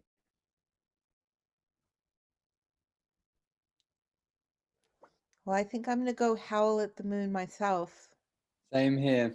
Sounds lovely. All right. Nice Have to a see great you all. weekend. Okay. Bye. See you next Bye, week. everyone. Good night. Thank you. Bye. Good night. Good night. Bye.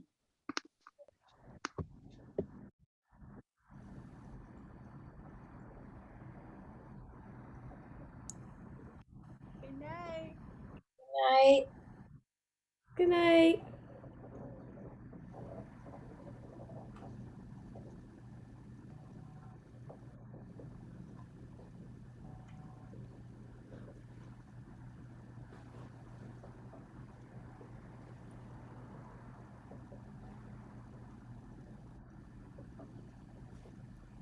And I didn't want to show everyone, but do you guys want to see? I'm making. Oh, It looks a little busted on the camera, but no. um, Beautiful. I'm doing the darker detail first. But I don't. You know, but what happened? It cut out. I'm trying to have a method, but I don't really have one. I think darker first, and then by color. I don't know.